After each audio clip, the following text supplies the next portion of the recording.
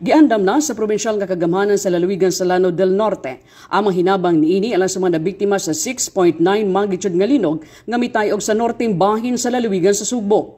Gipahayag ni Provincial Social Welfare and Development Officer Annabel Mendez gagawa sa mga pagkaon sa masabugas, dilata ug noodles, aduna sa mga non-food items sama sa balde, galon, inguman mga tents, gamit sa kusina, inguman mga medical ug psychosocial services ang ilang pagadadon dito sa Cebu. Nasayr nga aduna usay mga pribadong individual nga nagpadala silang mahinabang gikan diri sa Lanao del Norte aron makaabot kini didto sa Sugbo.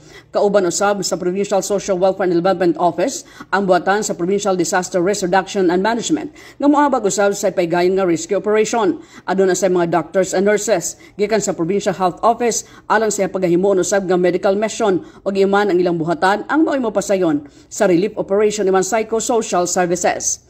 Gidugang pa usab ni Mendez nga among lakang nahimong posible pinag-usab sa inisyatibo ni Governor Khalid Dimaporo ni mga congressional representatives nga sila sa 1st District Congresswoman Imelda Anguing Quebranza Dimaporo o 2nd District Congresswoman Siti Amina Dimaporo ganunay dako nga tinguha nga makatabang sa mga Subuanon nga nabiktima sa linog. Gikatakdang mo gikan among team gikan sa Lanao del Norte padulong sa Cebu sa adlang Huwebes. Din unahon niini ang pagkatod sa mga hinabang sa mga lugar nga grabeng naapektuhan sa maong linog. Okay, atong kinabi karon si Ma'am Annabel Mendez, atong Provincial Social Welfare and Development Officer sa lalawigan sa Lanao del Norte. Ma'am, we heard nga ang provincial government dunay gihimo karon nga lakang aron atong matabangan ang mga nabiktima sa linog sa Cebu. Pwede ba nimo ni yes. Ni Ma'am? Oh, yes, no, naatay relief operation sa Cebu nga karong umaabot Huwebes mularga ang team sa Lanao del Norte para pagpadangat sa ato ang mga pahinabang para dito sa ato ang mga friends, mga relatives, mga kaila o mga katawhan dito sa Cebu nga ato po silang matabangan. Unsa man ni ato mga ipanghatag sila, Ma'am? Lain-lain siya noon ay mga food and non-food items, na atay mga medicines, na ay psychosocial nga mga services nga atong i-provide dito sa ato ang mga kaigsuunan sa Sugbo. Asa man in particular, Ma'am, sa Bugog yun katong sa sentro sa linog? Posible nga dito ang uban siguro iapod-apod po nato sa ubang lungsod nga kanaang naapektuhan. Kanos umugikan, Ma'am? Karong Huwebes, October 8, October 9, mularga dito. Dayon siguro ang tan-awon dito is katong yun sigurong pinaka daghan nga mga tao nga affected nga mga pamilya mao to atong unahon og hatag sa atong mga goods ug atong mga uban pang mga serbisyo nga atong madala dito para sa ila. Okay, pila ka days ang mga tanaw ana mo maka-stay mo dito? Basin maximum mga 4 days.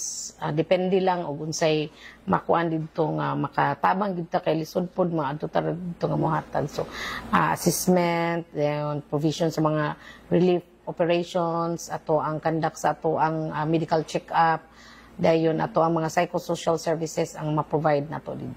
Okay, so nailaing office, Ma'am, aside from the PSWD? Yes, kuan siya na IPDRRMO para sa rescue team, na atong mga doctors and nurses para sa medical nga team, and then kami sa relief operation of psychosocial services. Okay, so doon naman kayo medical, Ma'am?